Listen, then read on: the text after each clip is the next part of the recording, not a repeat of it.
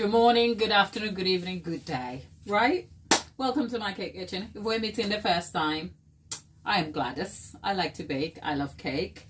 But today, I'm not going to waffle on because first of all, I'm excited and we are making one of my favorite cakes that I have hoped to make for a very long time. Now, this cake has over 1.4 million views, okay, since it was made, I think, a year ago. And it is simply said, it is simply titled the only chocolate cake recipe you will ever need. Now that is a bold declaration to make because people's taste preferences are different.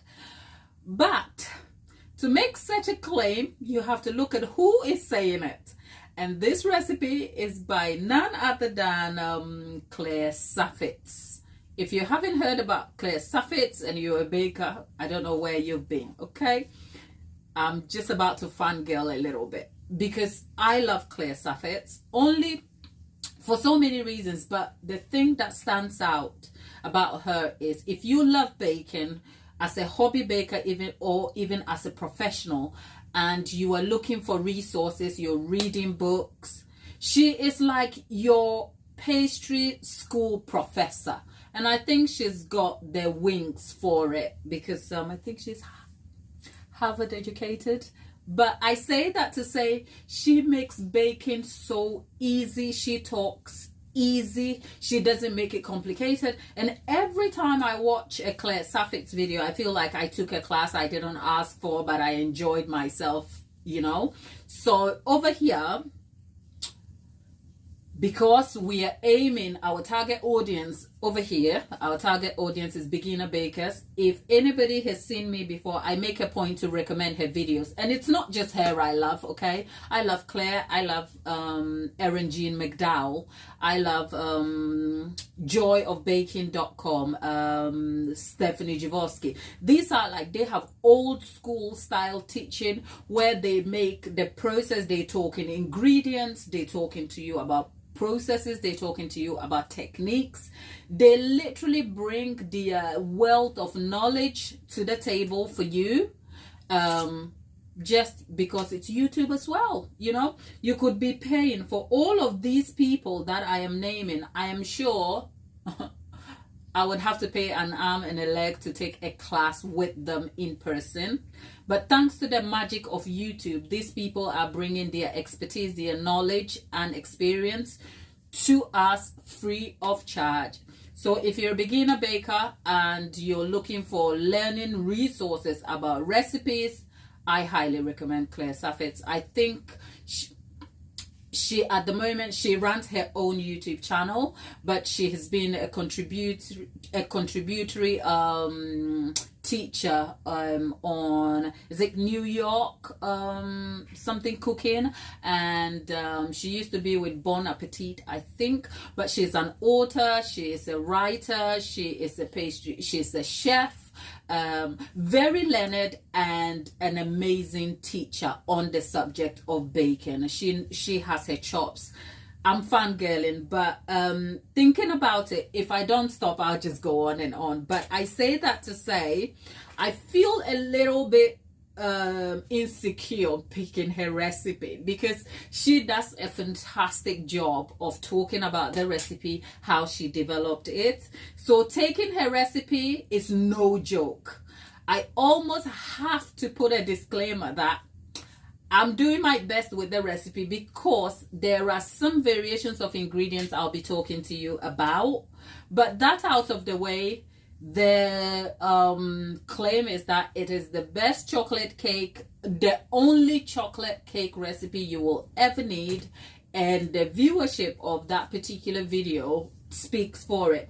And I think I went down the comment section, because even though I love to bake and I develop some of my own recipes, when I've tried somebody else's recipe, which we have tried here, I've spoken about it, I've talked about where I sourced the recipe, and I talked to you about the intention behind the recipe. But one of the things that leads me to picking a recipe is for me to go to the comment section and have a sort of informed view. And some of the comments in the comment section, I'm going to just read that out to you, just so that we are clear on where we are headed with this one. Somebody says, I am a complete novice at baking, but I picked up the courage to try this recipe. I forgot to bloom the cocoa and added it directly. That's their fault. But the cake turned out stupendous. No one paid me to say this. This is the most delicious chocolate cake I have ever eaten. Thank you for the detailed recipe and video. So here is a catch for you. If you're just beginning your journey and you come across this video, which I will link in the description box, go sit there and take notes, because a novice has made the best out of it. Somebody says, I have now made this recipe a couple of times, and honestly, the cake itself is unreal. I'm not a big cake person, but it is amazing. The person goes on to make a few adaptations here, which they raise here, but I won't labor the point. Somebody says, I stumbled upon this video thinking, here we go again, another best cake ever, but something made me watch. I'd say this as the owner of a 50-year-old nationally awarded dessert company. Claire is a professional in every sense of the word. Certain things she referred to were a dead giveaway, as she understands her craft with real depth. Reverse creaming, such as the underutilized mixing technique, cake flour. You know what? The person goes on to give Claire the props for her knowledge. And yes, I watched the video so that I could come back and talk about it here. And the video is a masterclass in recipe development technique and making a cake. So even though you're watching me here and this video will be up for you to watch, this is not a replacement for what Claire does. So go watch that video in your own time, and I'm sure you will be spoiled for choice in terms of the value. Now let's get on to the video. Why we're here today. More so, a quick disclaimer about a few things. The recipe and ingredients are exactly as Claire showed in her video, except I'm in the UK, so a few things work against me. For example, in Claire's recipe, she developed the cake using cake flour. There's a very clear difference between the use of cake flour and self-raising flour here in the UK. The reason being, I'll get to that in a moment, but it almost strikes me as though let's just get to making this whilst we talk about this thing here. So in the UK, in the US, look at me. I think this is a sign I should tell you about the disclaimer before we move on. Okay, so the disclaimer here is that the ingredients here, one of the major changes or substitutions I'm making here is the flour.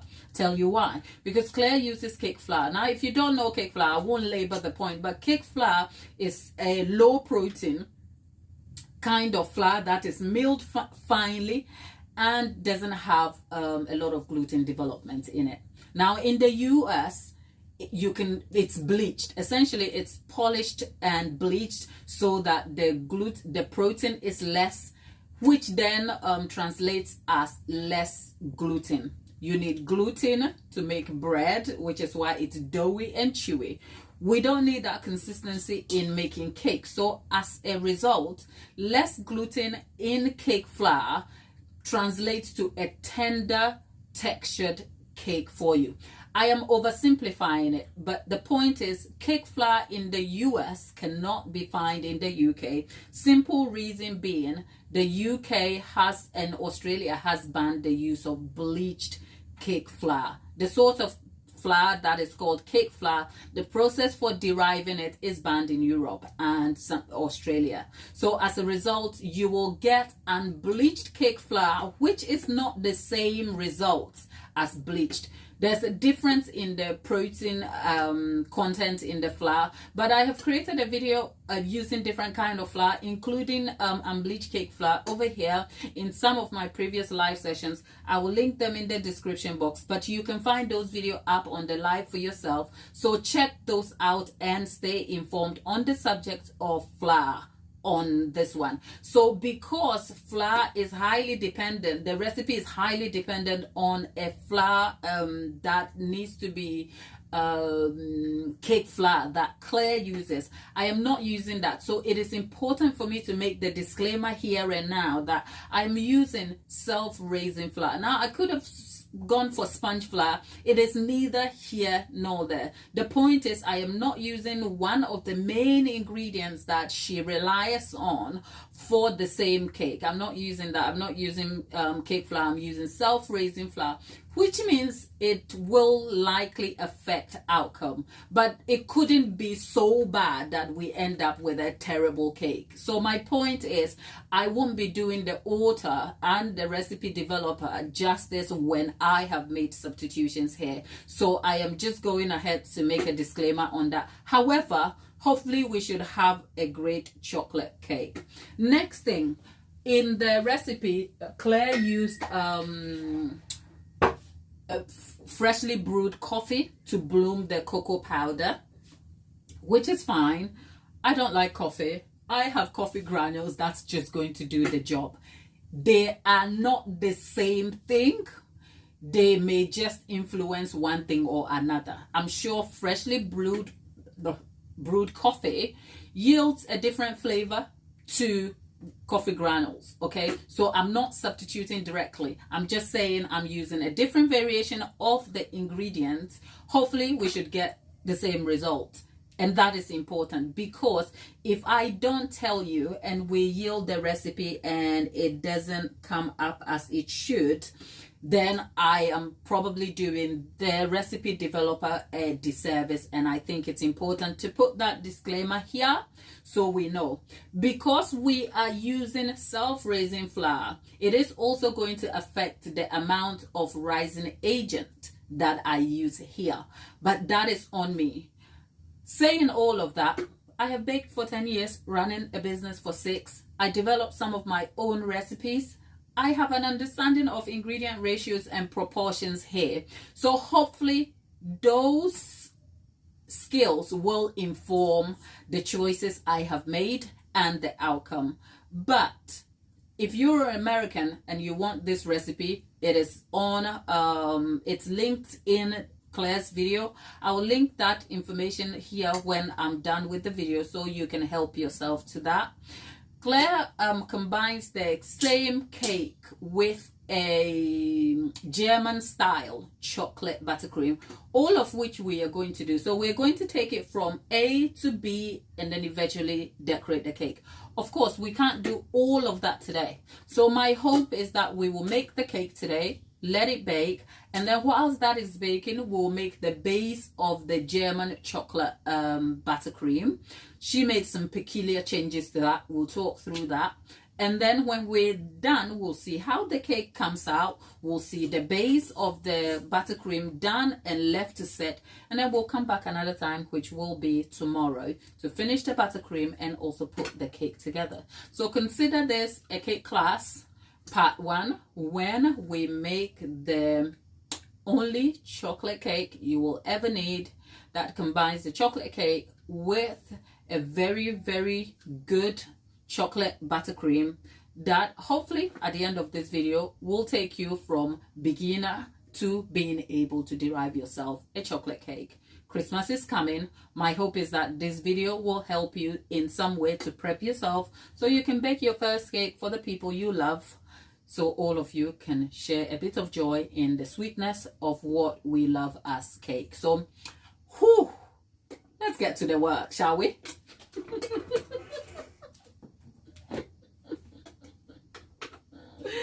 Oh, Jackie, cooking for beginners. Jackie, Oh, did you see me waffling on so I couldn't even see you in the chat? Jackie, my sister, love you. You're here today. I am so pleased to have you in the chat. There is Betty, holla. There is Nails. There is Maya Moon. All of you in the chat. Hello there. I am so sorry. It's so serious. It's because if you've picked a Claire Saffitz cake to make, you have to show up serious. So I'm a little bit serious today, but hey, let's make it work. So first of all, let's go and preheat our oven. And let's get to work, okay? Now, the oven is preheating at 170 degrees C over there. Let it heat. In the meantime, where are we starting, my lovely? We are starting with flour, the self-raising flour. I've gone ahead and sifted this already, so don't you worry if it doesn't look like I'm doing anything. I have sifted it. The amount of soda bicarbonate, baking soda and baking powder that is requested in the recipe, I have adapted it slightly. She calls for, I think, a teaspoon and a half. I am using half a teaspoon of baking soda and 1 teaspoon of baking powder. That's the only adaptation, because in the UK our self-raising flour is optimized with rising agent, so you don't need any more. Oh, right, first of all, let's go. And why am I feeling very nervous? Why? What is wrong with me today? Right, so let's put that in. In the meantime, let me just get myself organized a little bit in my head, okay, people? Because this is making me feel a little bit funny, but hey, we are here now. So there is self-raising flour and our rising agent in there. We're going to add the sugar. Now, you know what? I will talk you through the process that I am using here, but Claire does a great job of explaining that to you. I'm using the reverse creaming method. The reverse creaming method simply combines the flour with the oil or fat base, which slows down the production of gluten by interfering with the gluten strands. And so by so doing, you end up with a more tender, velvety cake crumb.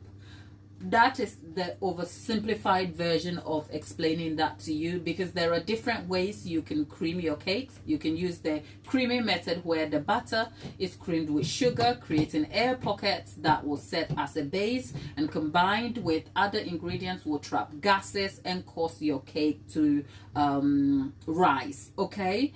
But that is one way you can derive your cake, as in the crumb. The other way is the less used method, which is the creamy method. And for this cake, Claire employs the reverse creaming, which is what I am doing here.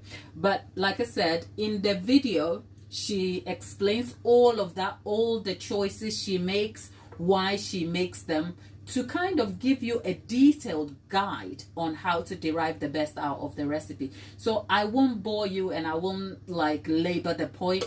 Check that video out. I'll link it here. Hopefully we should get the same result.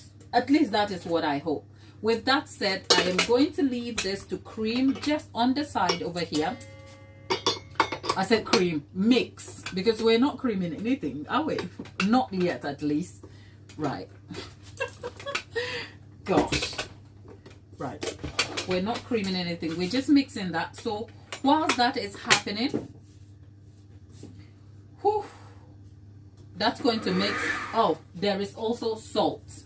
Right? In Claire's recipe, there's about 10 grams of salt. And I'm looking, I'm thinking, Claire, girl, I love you.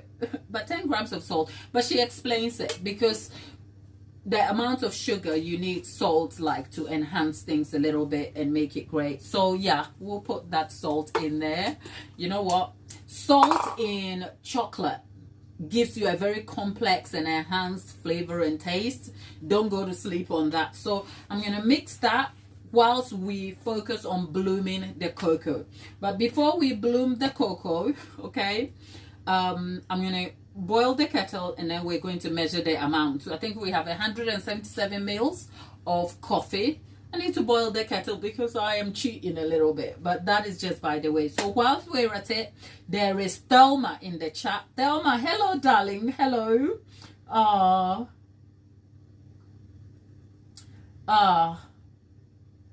Thelma, I am making a chocolate cake, okay? And Lollipop Land, good evening, darling. How are you, Lollipop? Lollipop, lovely. Look, we are just moving on to blooming our cocoa. So I am just about to, yeah, we boiled the kettle. Now the problem is that because I decided to cheat and not brew freshly made coffee. No, it's because I don't have freshly made coffee and I just didn't want to buy coffee. So what I'm going to do is just get myself some coffee here, right? And then it's the liquid content that matters because we need 177. But whilst we're at it, I need a whisk. So whilst that is happening, let's go ahead and mix this together at least. It is mixing on low. Yeah, Lollipop Land, your girl is fine over here, and it's great to have you. Thank you guys for always being here and supporting me. I love you so much. You have no idea how much you are saving my life by just being here. So thank you. And if you're still here and you haven't subscribed, what are you doing? Come on, join us, hit the subscribe button. Do like the video so at least you know that you're having a great experience. But otherwise, let's get on to this particular bake that is going to be amazing. Right, so we need 177 mils.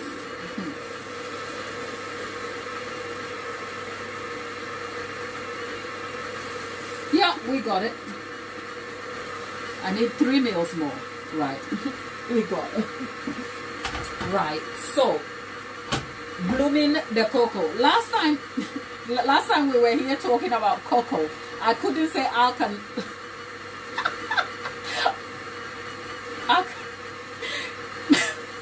can say alkaline. I can't say I can't say it. I could say it earlier. For some reason, when I come here, I get confused and I can't say the word. It's, well, I can't. It's the process where the cocoa is, the pH of the cocoa is adapted to make it neutral. Is it alkalized? Alkalized. Oh God, I got it. Alkalized. Okay, so okay,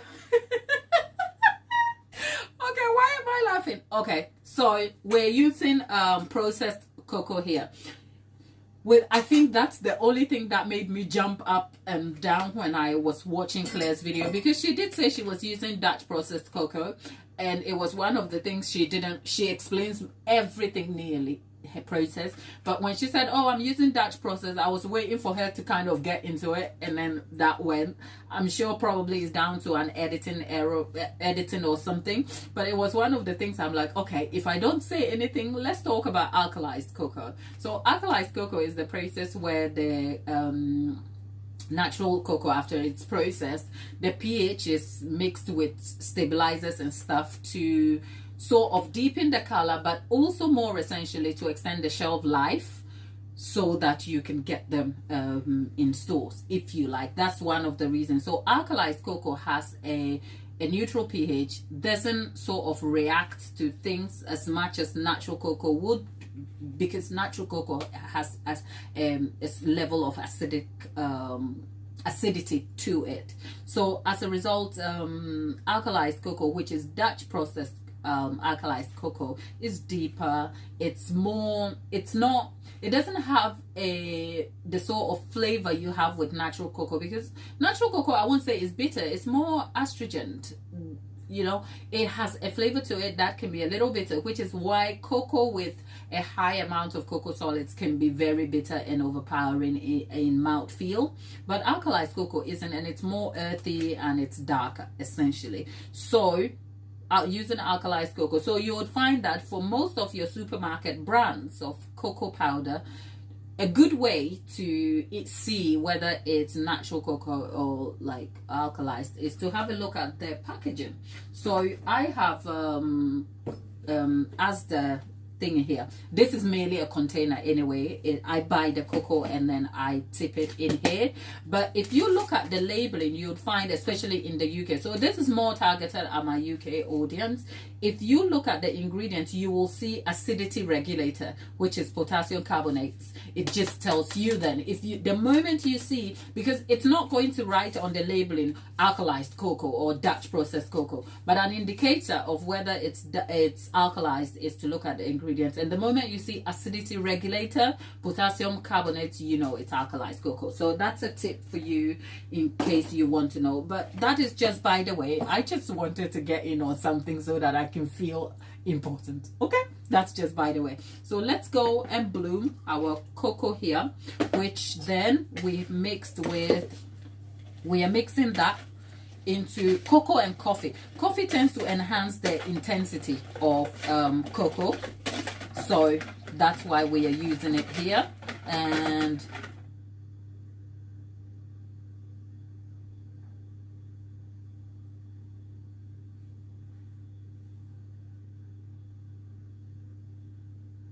who said I've got some cocoa on my face? Right.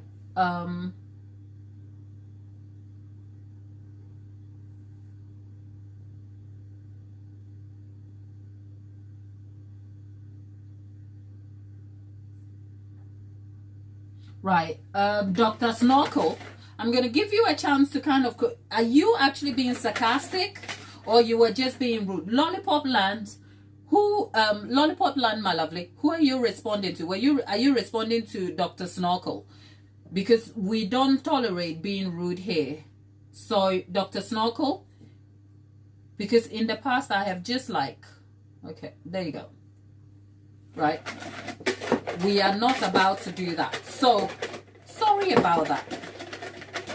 That said, our cocoa is bloomed over here.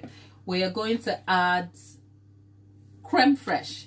In her recipe, there is creme fraiche. So, I'm adding the amount of creme fraiche here. And I've spent the afternoon actually. Oh, yeah. Oh, don't you worry. Lollipop, don't worry, Snorkel is gone now. He's not our problem.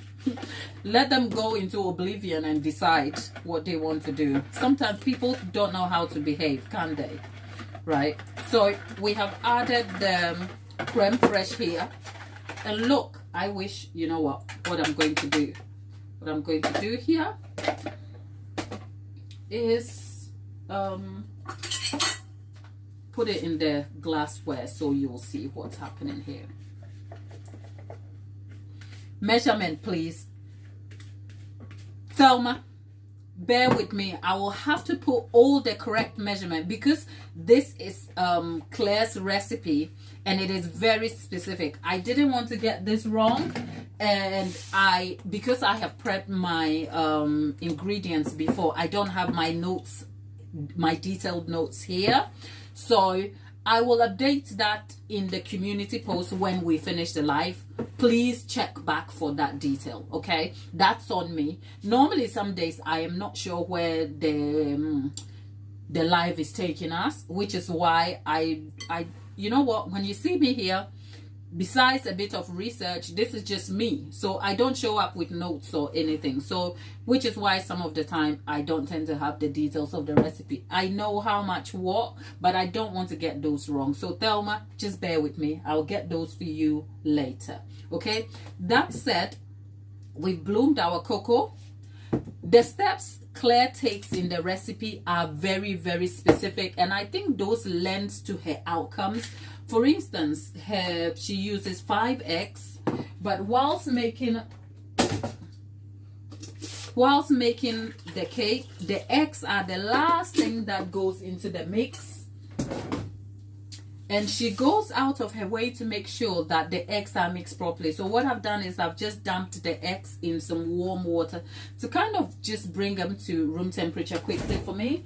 She also uses 2 extra egg yolks over here. So I chilled my eggs first so I can get the yolk. And the simple reason is egg yolks are, you can separate eggs better from cold than at room temperature. So I'm just going to get the egg white here and then dump the yolks in here.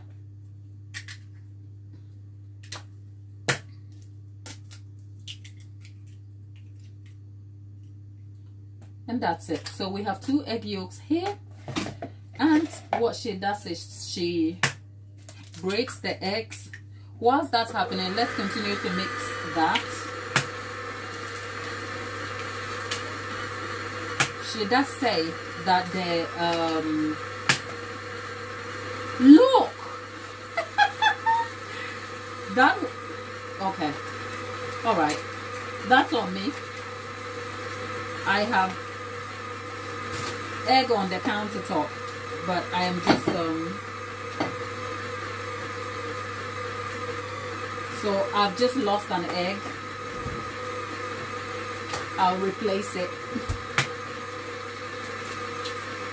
Okay.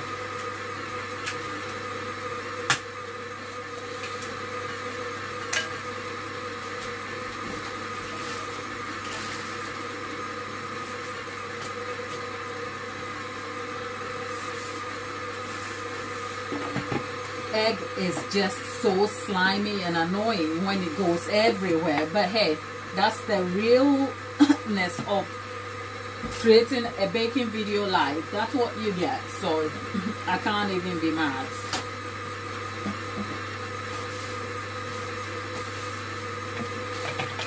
Now I'm just mixing the eggs together here.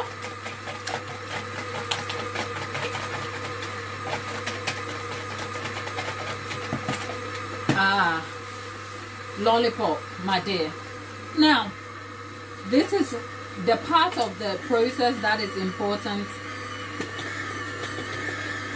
The part of the process that is important now is how the ingredients are mixed and the order they go in. Now, for the reverse creaming, obviously you could use fat, which is solid fat, which is butter, margarine, or whatever, but she uses oil. She uses avocado oil actually, but I am using, well, that's another thing, I am using pure sunflower oil over here. So I'm going to mix that into the flour sugar mix here, and then we're going to have half of the cocoa go in, but we're going to let the oil kind of coat the flour a little bit before we introduce other ingredients in there. So let's take this slow.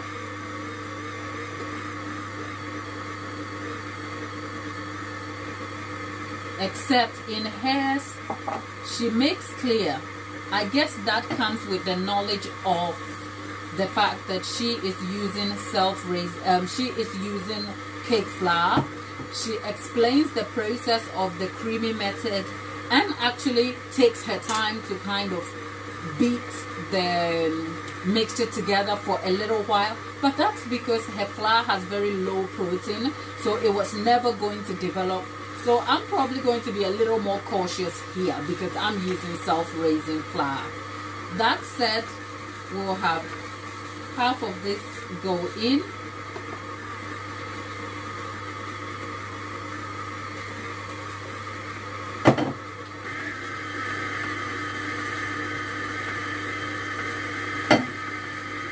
In fact, I am just going to dump this in.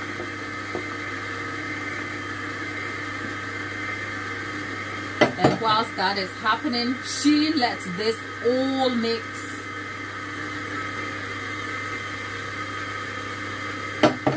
And I can see why. Right, so because I am not going to do her, because obviously I have substituted the cake flour for self-raising flour. This is the consistency you are looking for over here.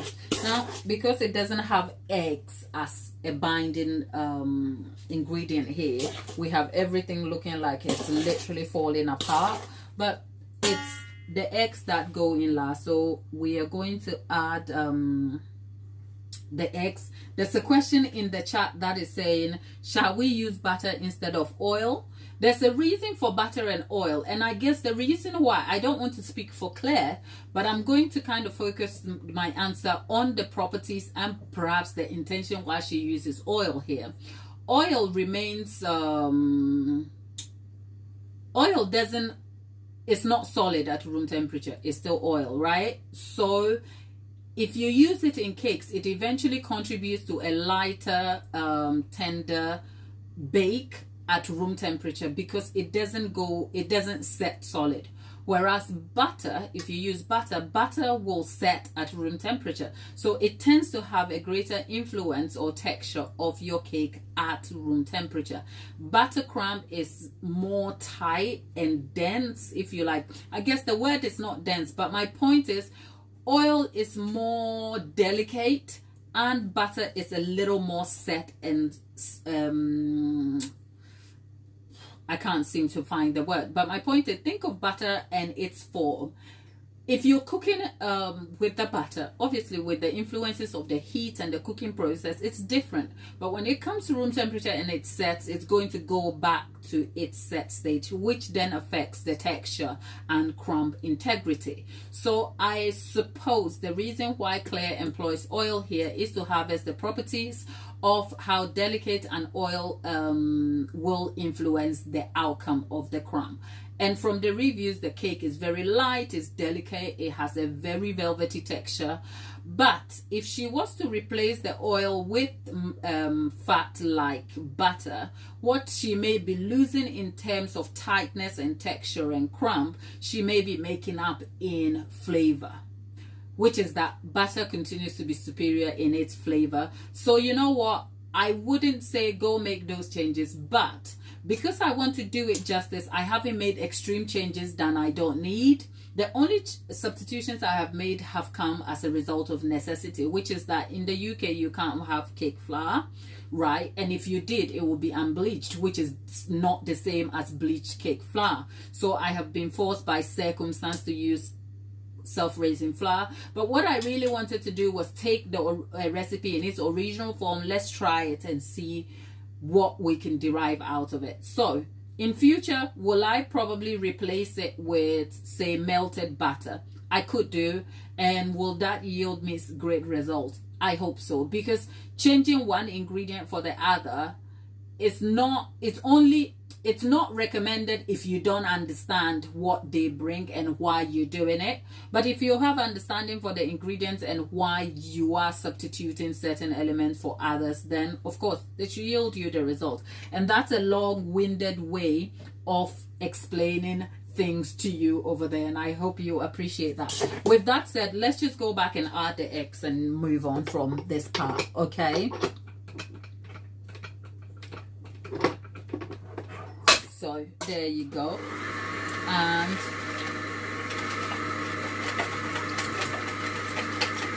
now that said, the eggs are going to mix in. It's important that at this stage your eggs are at room temperature, and like you saw, I dumped the eggs in warm water first before, because if you don't, there's going to be tension, it's going to be hard to kind of mix in, which means you're going to have a longer mixing time for the eggs going into your mixture. And because I am using self-raising flour, it has a tendency to affect gluten development. Now, will we over-process this to the point where we have a tough cake? Perhaps not, but it's better to err on the side of caution, okay?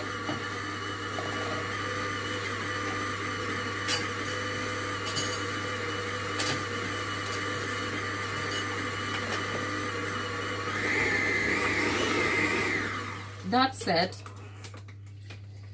The consistency of the batter alone tells me something. Look at that batter. It is dark. It looks moist. It looks like it's gonna be good. Okay, right. Now let's get this bulky thing out of here.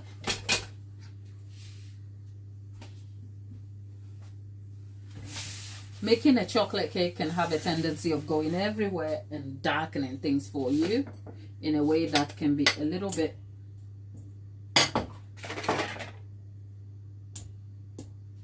okay. So Thelma uses oil instead of butter in muffins, which tastes better. You know what? Oil and butter in cakes, one is definitely not the other, but just having an understanding of what they do will help. So for instance, for this recipe, can we use solid butter?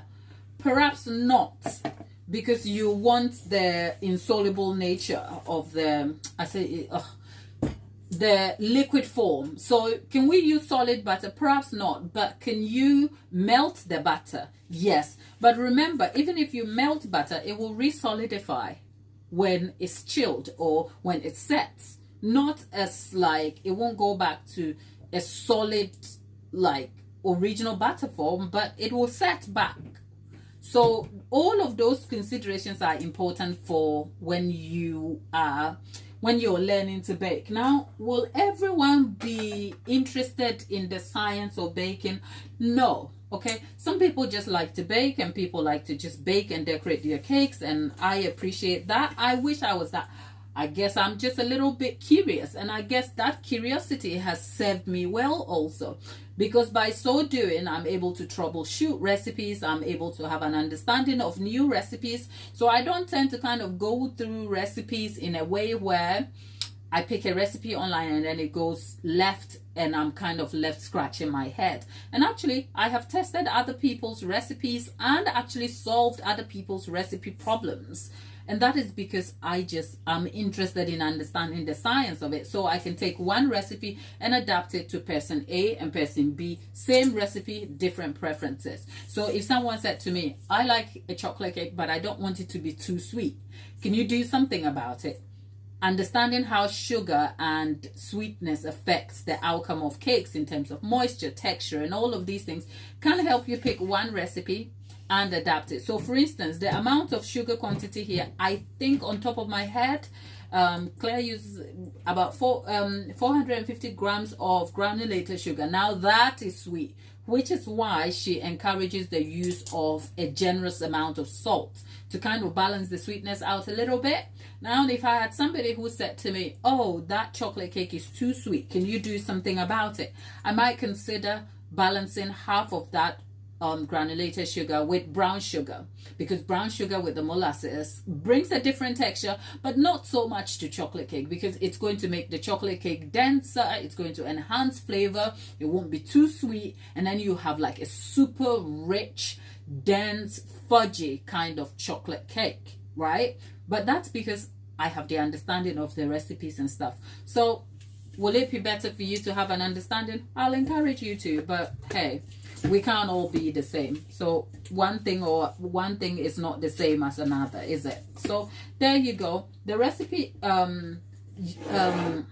yields well. It's a little bit liquidy for me. I don't know, but I'm gonna trust the process. I'm gonna have faith and trust the process.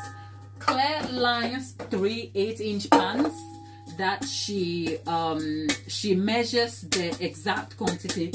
Unfortunately, I have 2 8-inch pans, so I am just going to use the 2, and I'm going to trust that. Except the worst case, I will just end up with a bigger chunky layers than she does, because I think she ends up with 3 layers of cake that she puts together.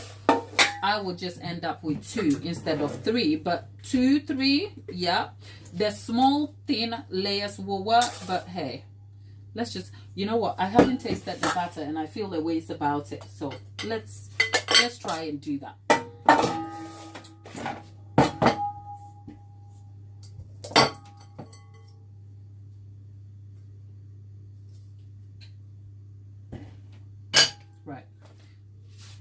Am I the only person who hates it when I have excess ingredients that are not used? I'm like, can we just use everything? Right, so we've used everything now. Okay.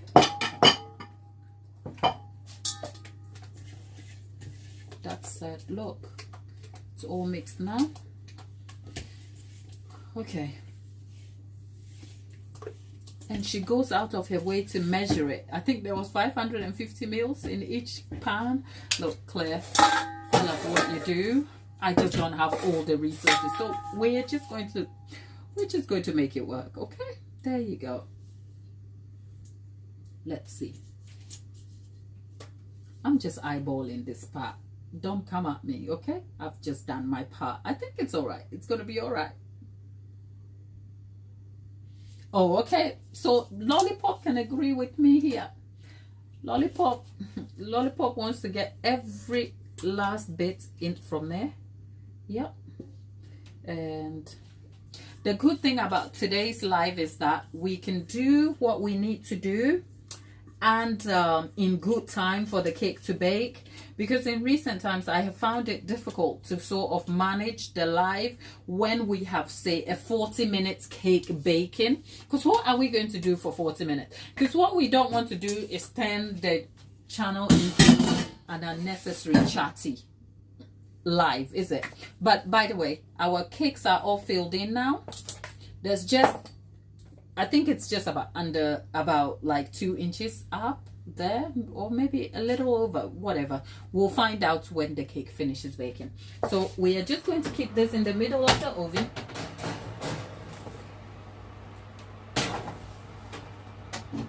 And we're going to let it bake. What I haven't done is my trick for the baking, where we put water underneath the bake to cool down the oven whilst it's baking. Should we do that? Should we not? I am in two minds about it. Let's just leave it, okay? Let's let the thing bake. I don't want to I don't want to start doing extreme things here, because we just want to do this cake a little more justice. So let's see. So in her video, I think it has a total bake time of about 35 to 40 minutes. So let's see. It's 10 to 6 p.m. 12 minutes to 6, but I tend to go with the solid number. There's 10 to 6. So this will be, let's take it to 6:30, 20 to 7 p.m. That should be good time. I'm going to clear my table, and then we're going to move straight into making the base for the buttercream. The buttercream is not straightforward. It's it employs certain techniques. It's the German buttercream, but she replaces a key ingredient in the buttercream with flour, which then makes it what you will call an ermine type of buttercream, which is the flour and roux type of buttercream. Let me get something in here. Okay, Thelma is making a prediction that our cake is likely to end up fudgy. Thelma, I won't know until we're done, but I'll take your word up on this one. We'll see. So if anyone has a prediction, who believes that we're going to, I actually think it's going to be light and delicate. The reason being the eggs coming in last, and the liquid nature of the butter. It was very liquidy and very light, plus the oil. I think it's going to be a little bit, it's going to be tender and soft and delicate. That is my prediction, but I don't tend to want to know everything. So I might be pleasantly surprised. Who knows? There's Dolly in the chat. Dolly? Dolly, honey, how are you? I hope you are well. How is your day? I hope... why am I excited over there? And yeah, so who in the chat believes that we are going to yield ourselves a fudgy bake? If you believe it's going to be fudgy, leave a thumbs up in the chat. If you think we are going to end up with a fudgy bake. Let's see. Jackie, are you still with us?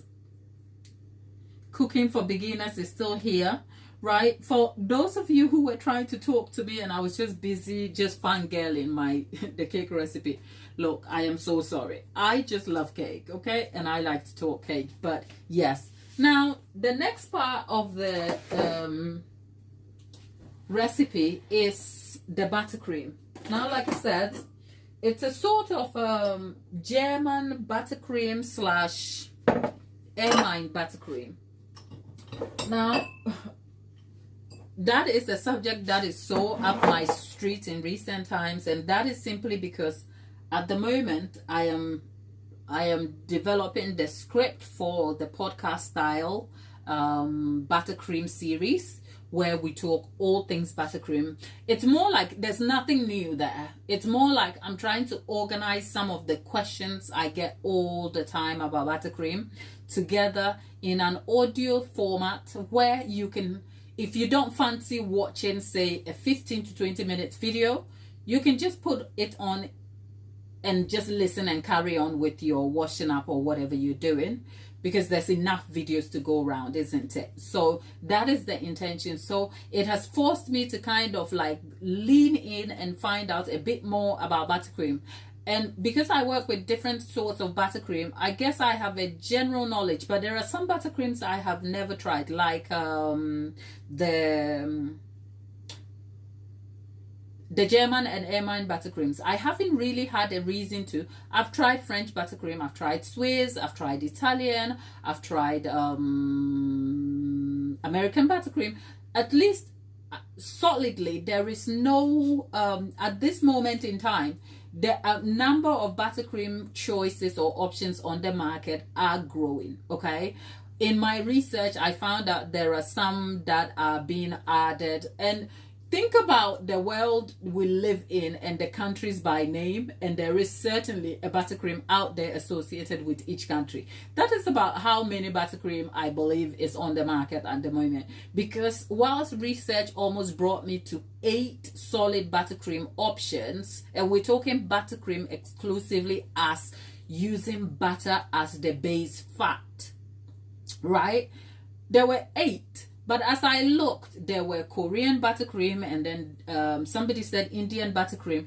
And I guess as buttercream in their original forms have developed, people are now using those original buttercreams and optimizing them specifically to suit their exact preferences. So for instance, the Indian buttercream utilizes some of the original buttercream options we're looking at, and then instead of the chocolate, they're using compound chocolate because they are looking to offset the consequences of extreme hot weather conditions on the cake. So I say that to say there are various options of buttercreams on the market. At this point in time, there's about 8 that are in their original forms. Anything else, for instance, I came across Korean buttercream, and at a closer look, it looks like a sort of adaptation of Swiss meringue buttercream. But as it is, Swiss meringue buttercream in its original form has now been adapted to faux Swiss buttercream, where you use pasteurized eggs. So the point is, buttercream is up my street these days, okay? And I could nerd out on the subject, but you're gonna have to probably wait for another week or 2 before the audio version comes out.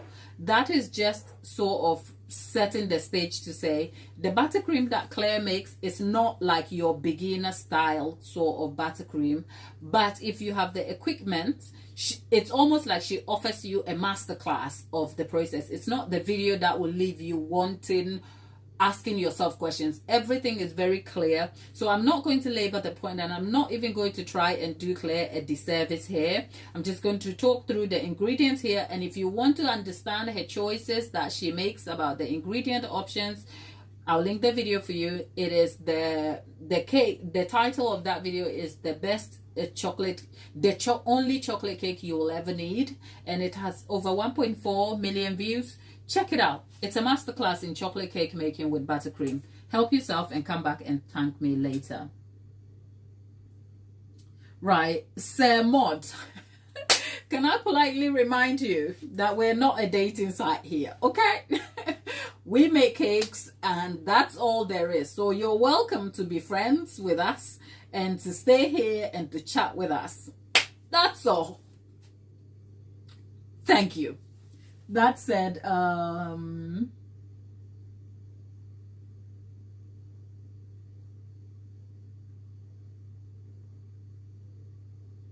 Lollipop Land, you have so much faith, more than the beach has sand. Okay, thank you.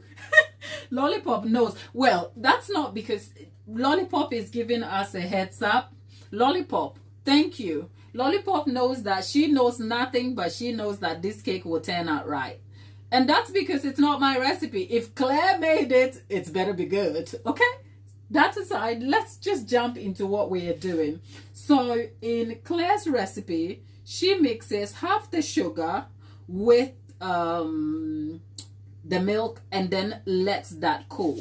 Lets that boil. So, you know something I haven't done? The eggs. Let me go get the eggs. Okay?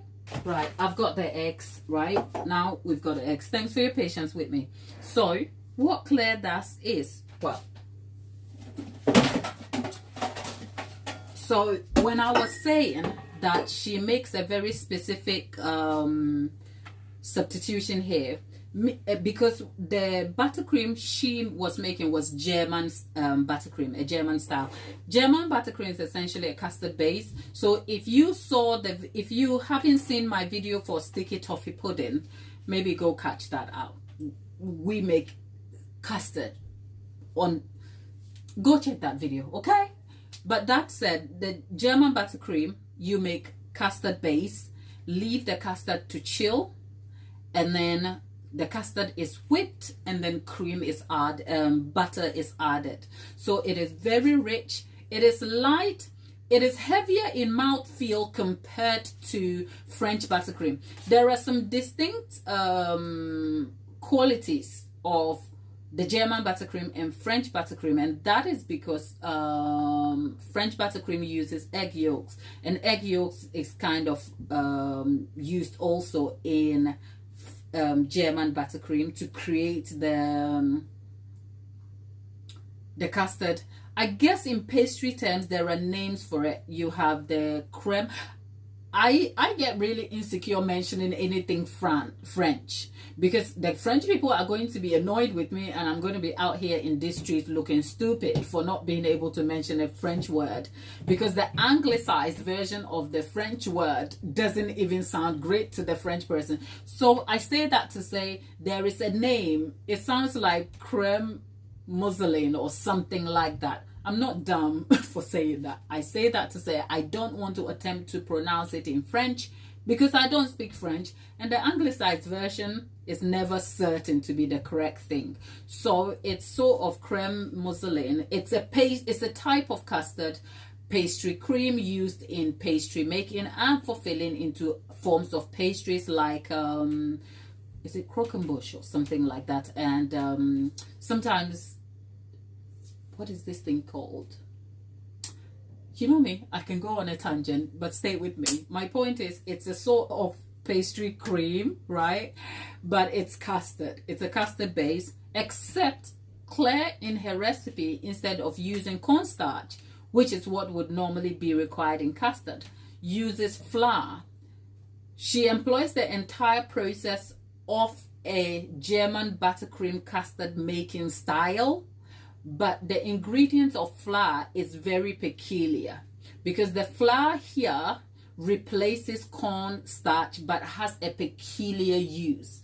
The peculiarity of the use of flour here is that it absorbs the moisture very well. It yields a different kind of outcome where the buttercream can be frozen without breaking. She explains all that in her video. Go check that out. That said, that is exactly what I am going to be doing. But as part of the buttercream video, the buttercream subject in audio style, I am hoping I can at least attempt to create every type of buttercream that is mentioned in that video, so there is a visual for you to refer to. That aside, I'm going to stop going on, and then we're going to move on to making the buttercream. That said, there is milk and there is cocoa, chopped cocoa, chocolate bars. She cuts them into small chunks.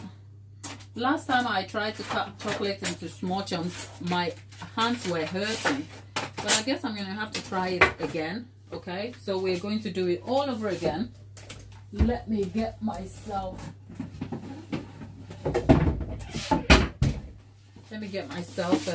this is my sort of baking board, right?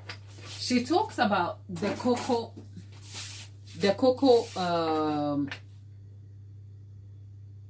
she talks about the cocoa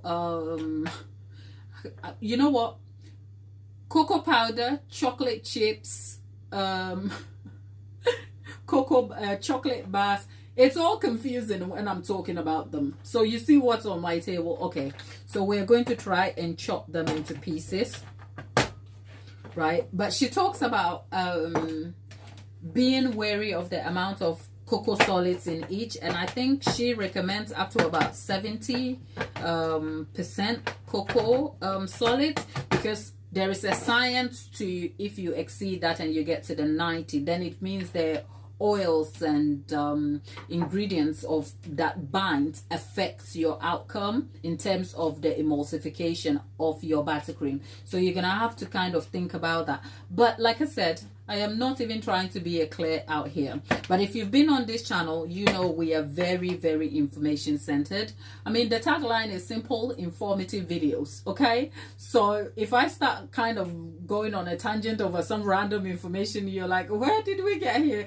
That's what we do out here. So we're either baking seriously, we're talking baking and we're getting in, or we're just talking cakes and having fun.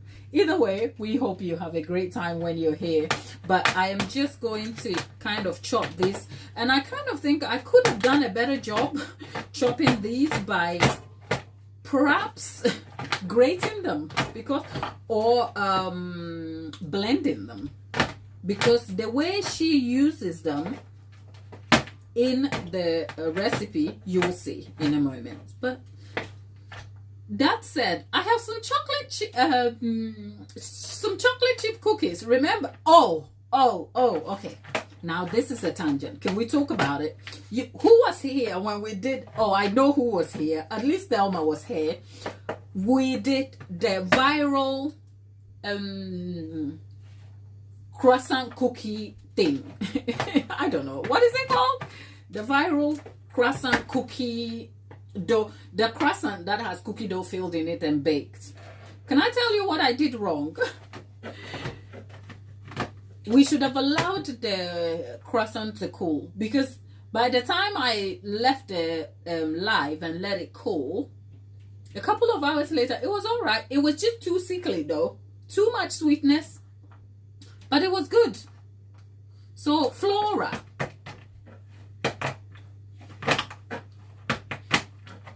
Thelma, you've been here enough to know that's what we do, okay?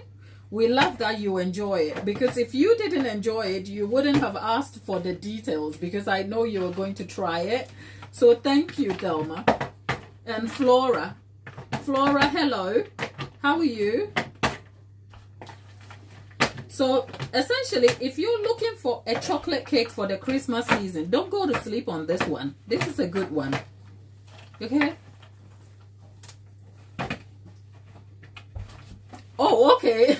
Lollipop Land. Lollipop Land, how did it go? Come on, bring us the whole details. How did it go? How did it go? Flora, I am well, thank you. Flora, are you a baker? Look at me having a fight with chocolate bars over here. Who asked me for this drama? You know what? I have a very busy week ahead of me. You will have no idea what I am doing this week. I have a 2-tiered cake going out. And it's a black cake, a black and gold. And on top of my head, it's going to be a square cake. Like, why? Why have I got to do that to myself? So some parts of it I'll come and show it here, but hey, you never know. You know what? I give up.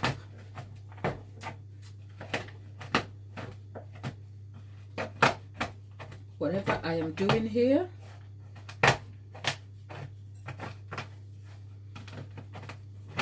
can you see I'm struggling?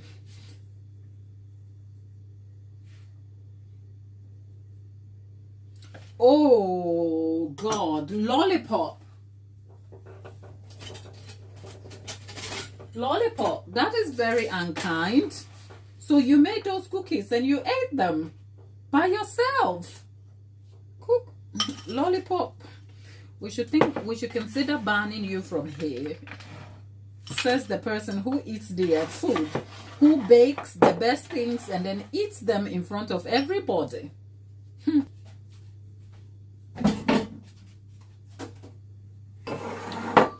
Right.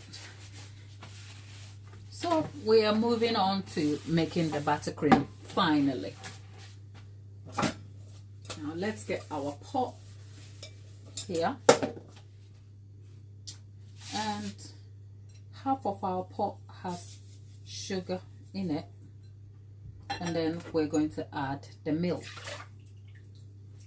All the quantities I'll leave in the description box for you. Okay, please bear with me.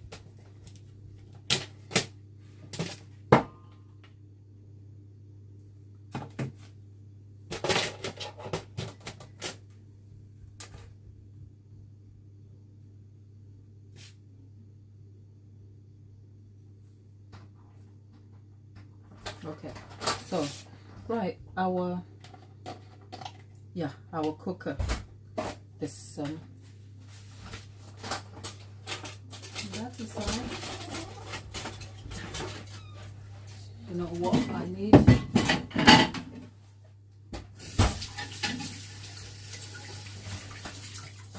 Right,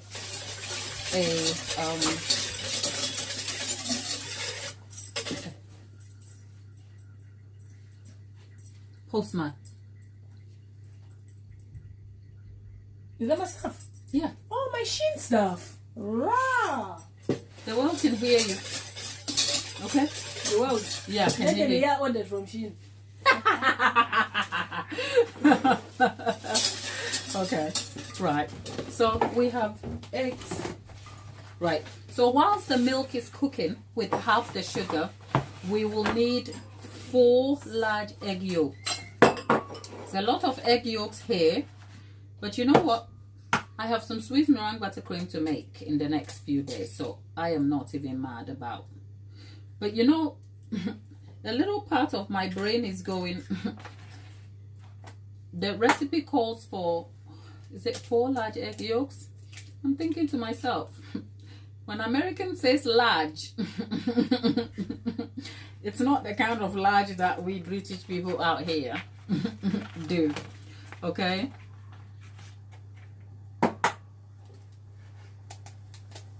Oh, okay. I think lollipop, you were meant to bring me that oh, okay. See, this is warming up quickly. Lollipop, I think what you were meant to say is that the cookies are in the freezer for me to have. Okay? Come on. Put them in the post, my dear.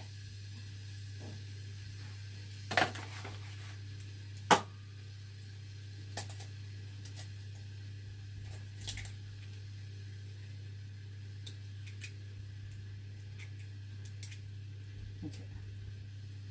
There you go.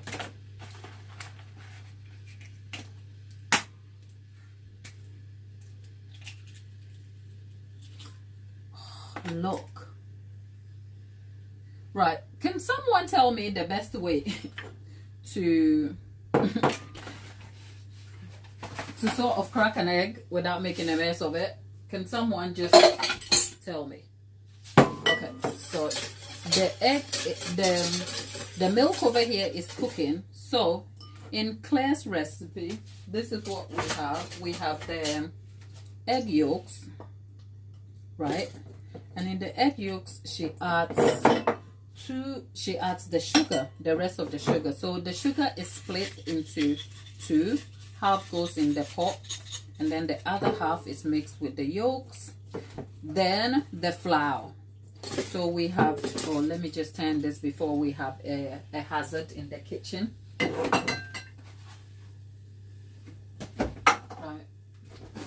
So we have plain flour, 2 tablespoonfuls of all-purpose flour. So we have a spoonful here and another one here. That's all. That is, let me just make sure I haven't turned the temperature of my and then this mixes in. You want to be very careful here because flour can actually just be lumpy.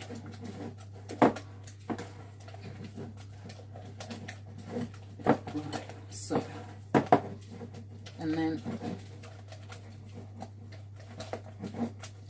this is how custard is made to start with, just in case you didn't know. Making custard can be, you know what, I want to measure the 3 tablespoonfuls and sift it, because sometimes it can be a little bit lumpy if you don't sift it. So I am going to measure it and sift it.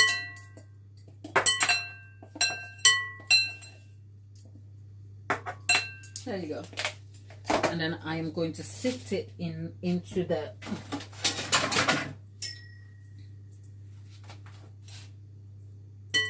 because I don't want it to be lumpy.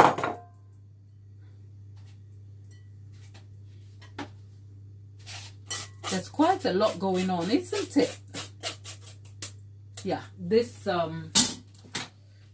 recipe and everything involved with it is very task-centered, but I guess it will be worth it in the end. So just stick with the process and trust it, okay?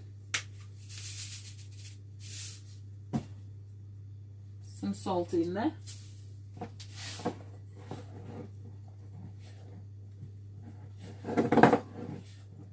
Essentially what we are trying to do, she did say that by the time you mix everything here, it will look like nothing is happening, and it will look thick, but look,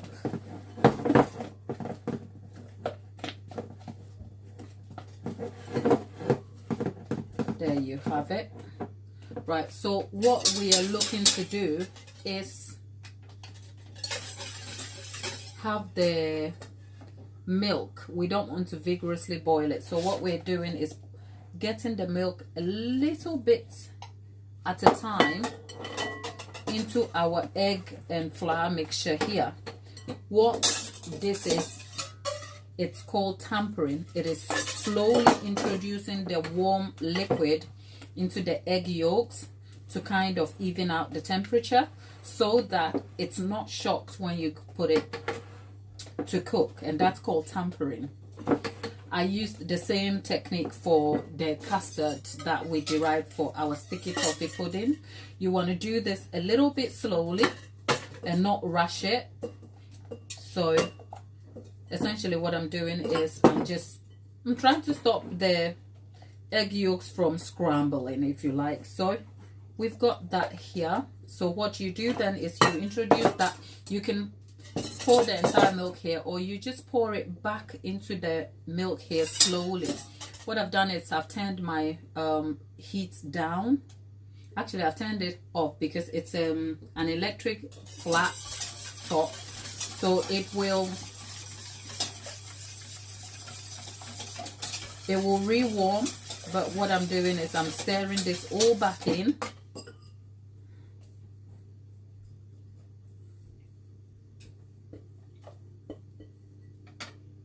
And we're putting this back on the source of heat, but you want to make sure that you introduce the heat back there slowly.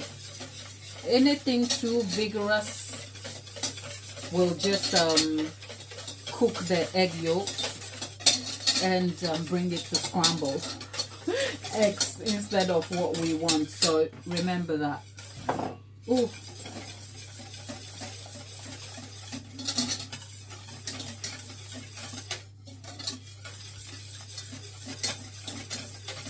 oh, Thelma is already prepping for Christmas, and she has some goodies over there.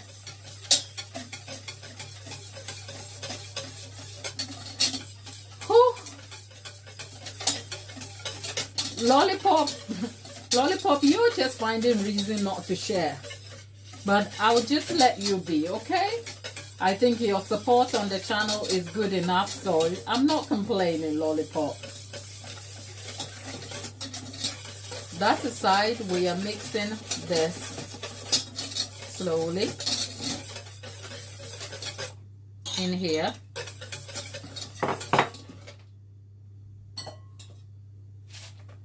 Right, so this is coming along. I want to make sure I can preserve my egg whites so that I can use them for Swiss meringue buttercream.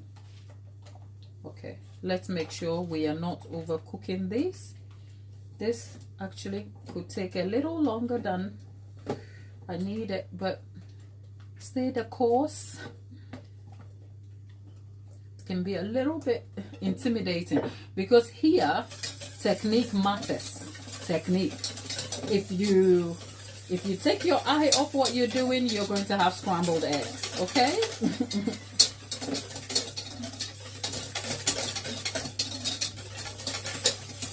So what we're trying to do here is cook out the flour as well, so we don't have a floury type buttercream, even though we have the base of a flour in there. So we're making some sort of custard, but with flour instead of cornstarch.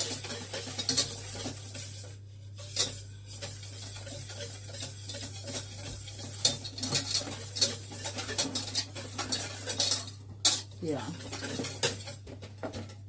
You know what? I've been doing this and I haven't even tried it. I haven't even tried or tested it, so we'll see. Let's see.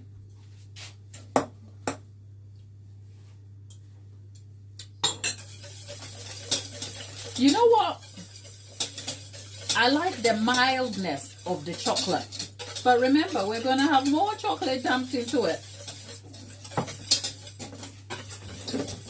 There is a sort of balance of the chocolate. You would think this will be intensely chocolatey, but in a good way. It is very balanced. Maybe I'm speaking too soon. Let's wait and see. Okay? I'm speaking too soon. Too soon. Way too soon, Gladys.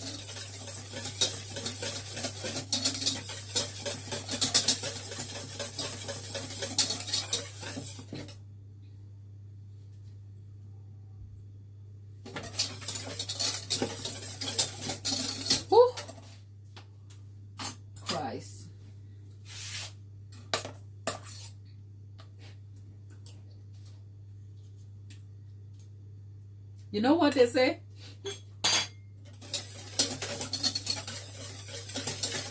When the raw version of a recipe uncooked tastes good, that is the start of better things to happen. So I am already like excited for this recipe. I am. Because the salt, because one thing about me, if you've been on this channel, I don't like cocoa powder for my chocolate buttercream.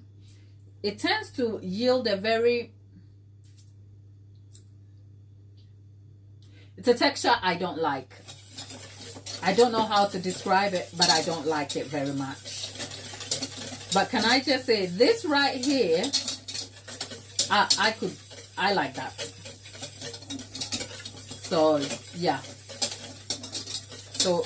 Claire knew what she was doing when she was putting this together. Okay, look at the custard is coming together.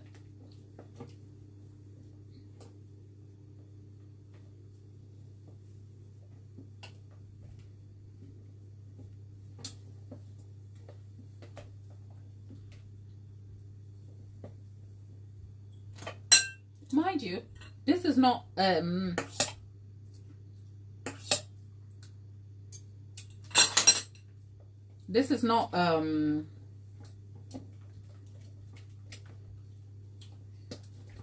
customer cake or anything. This is a recipe I really wanted to try, and then I thought I'll bring you guys along. So the reviews speak for themselves, but so far I like it. I like it. So let's stick with the custard is coming along. So you want to make sure it cooks out. Let's not forget our cake in the oven. That's 15 minutes away.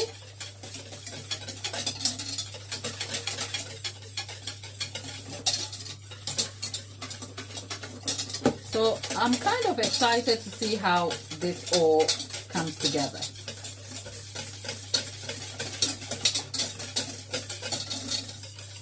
I kind of think this is going to be a good chocolate cake.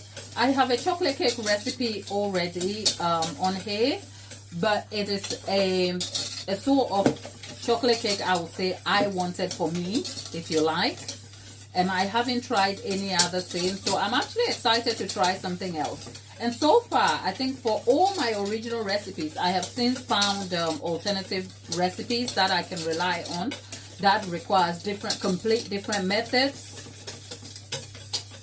And it's so fine. Okay, so this is actually coming together and it's getting harder to kind of mix in. You want to be very careful at this point. Very extremely careful.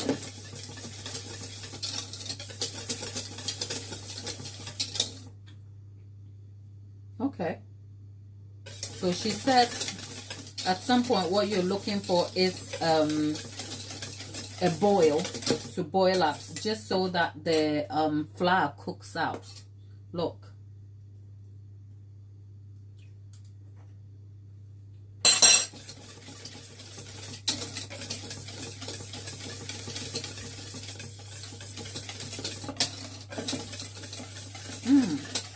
I like the look of this. Look.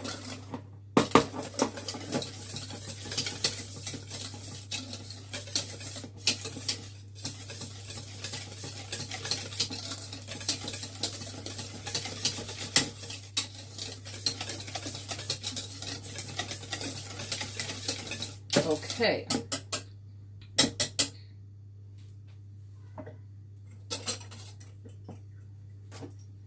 Right. Let's have this in here.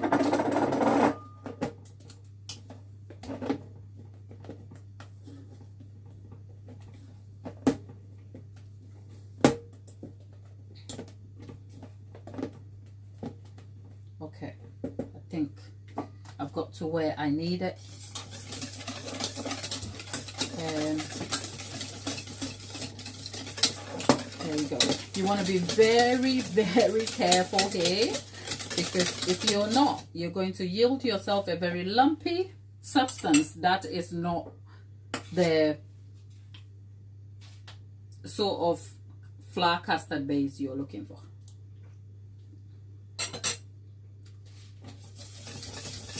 But I like the consistency and flavor of it. It is not intensely, it is chocolatey, but there's balance and texture to it. I kind of feel like this chocolate cake is going to be good because of the salt. I don't know how to explain it, but I have a feeling this is going to be good. Thelma, you said this cake is going to be dense, so I'm looking at you. At this point, this could actually be a filling by itself in the cake if you chose to. But of course, that's not what we're doing.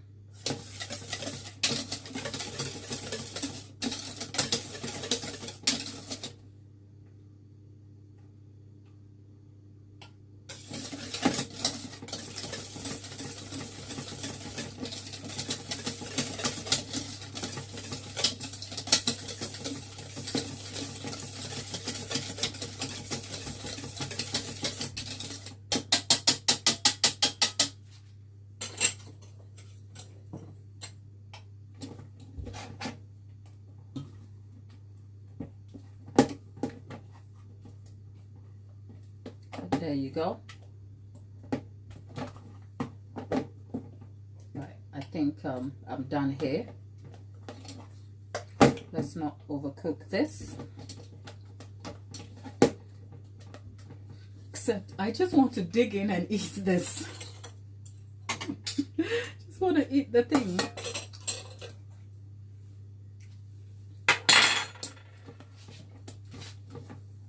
Okay, so we've got it. And then what she does is she chucks the chocolate pieces in here so that it melts.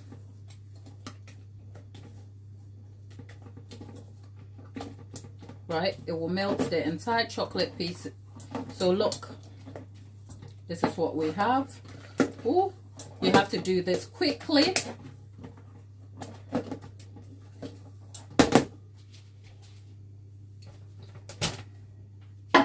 Right, I'm just gonna get the heat source out of my way, and then we're going to make sure we mix.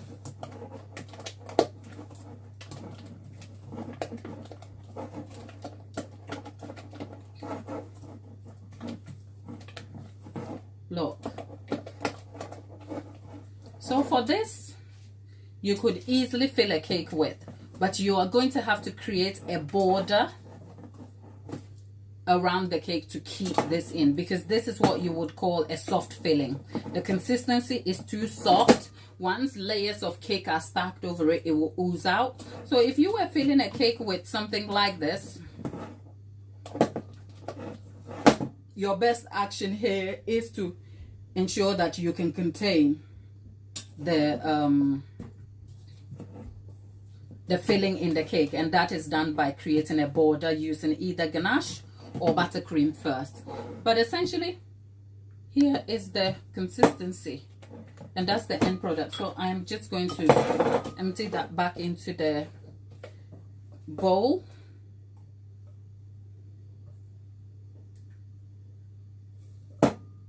For this dough, you're gonna have to leave it to cool a little bit, because if you have any amount of warmth in this mixture, this custard base here, you cannot put butter in it to make buttercream, because the butter will just melt, and then you're going to have a gooey, sort of saucy, oily mess. That's not buttercream. So the essence of transferring it into a bowl, essentially, is to let it cool. I guess a good tip at this point is to get a larger bowl and then use cling film to set over it so that it doesn't form a skin. I don't really mind, so I would just leave it as that, and then perhaps I'll leave it in the fridge to set. But yeah, that is the custard, so the chocolate custard base. But the key thing here is that instead of using cornstarch, we used flour. So bear that in mind. With that said, the chocolate custard base is made. Our chocolate cake is baking. Let's just reset, and then we'll go back and look at our chocolate cake, because it looks like we are nearing the time for the baking. Except I just don't want my... Let's see, now that we've added chocolate to it.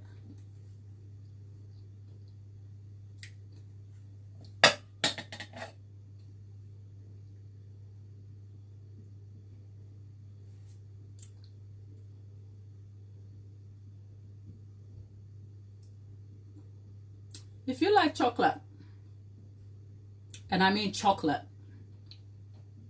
this is your thing. Honestly, can I just say, I don't like chocolate that much. I find chocolate too intense and overpowering. I like my chocolate cake a specific way, and it seems like this sort of buttercream is leaning towards my preference. Because there's salt in there, there's a balance to the intensity of chocolate. But there's just something about it. Now, it's not because I'm fangirling Claire Saffitz. The thing is good, okay? I'm just here to... I am just here putting her recipe to test and telling you how good it is. That's all, okay?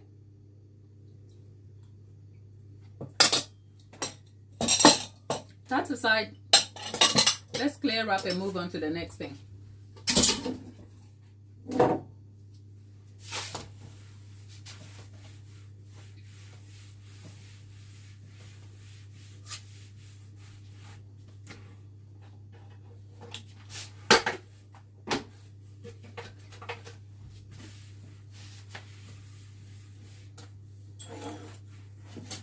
This is so good.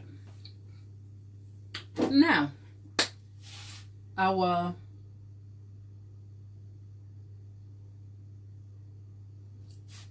darling Lolly, you come back anytime. The video will be here for you to watch. Lovely catching up. Have a good one, and I'll see you soon.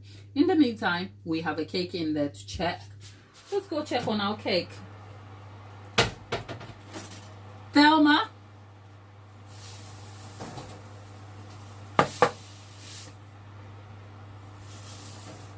Where is Thelma? Thelma. Thelma, show yourself. Okay.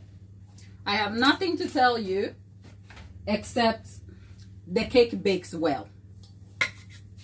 It bakes well. I think for Claire, it baked half an hour. I think it was 20 minutes. She goes, she turns things around. Look at that cake. It bakes well, people. Okay? It does. Okay. So, just so that we can get...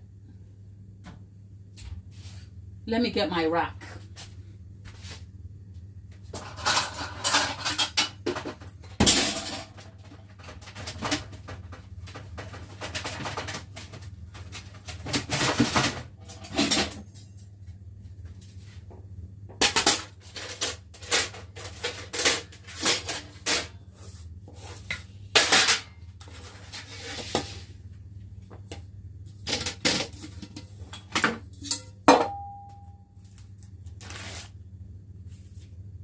Dallas.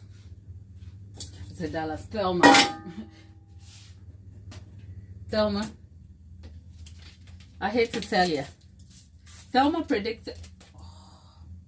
People, can you see what's on my right here? An egg has spilled again. Today, my eggs are not behaving. But you know what? I am not even mad about the eggs gone wild out here. Because this cake, this cake,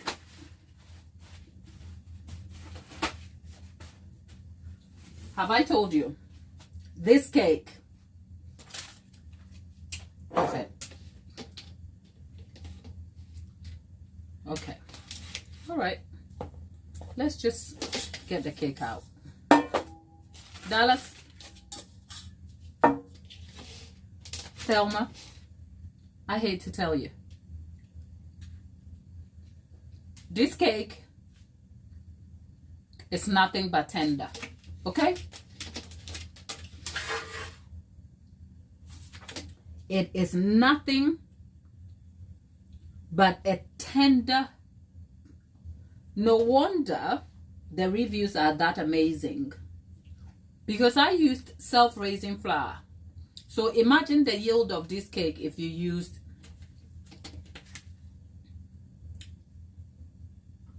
cake flour. Because look.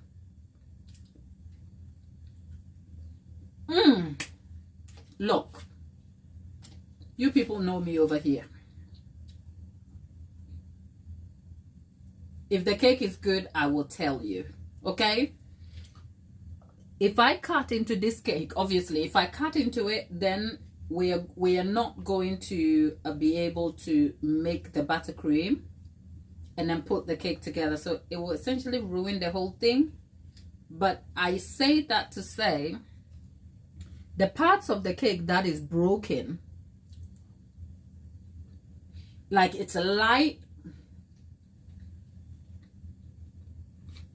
it's airy. The chocolate is not, the chocolate comes through, but even by mouthfeel, when I, what's the word? My chocolate my chocolate cake, it almost yields a dense chocolate mud cake, and the intensity of the chocolate comes from chopped chocolate bars and I say that to say it's a good cake, but because it's dense and has a very filling, full-on mouthfeel, this is different, and this is, I wouldn't say better because they're like two different things, but this is good. Good in every sense of good. The reason is I don't like chocolate sponge where you whip air into it and then you use the cocoa powder. The reason is when the chocolate sets in the cake, you have sort of a sponge cake with a sort of a dump of chocolate in it. And for me, it doesn't do what I want. I don't know how to explain it. This is a perfect bridge of a sponge cake that is not spongy, but it's still so light, delicate, and smooth.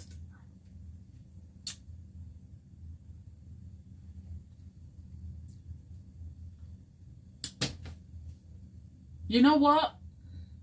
Claire Saffitz did it. I have nothing to say about this cake. If this is the only chocolate cake recipe I ever derive, I will be happy in my lifetime with it.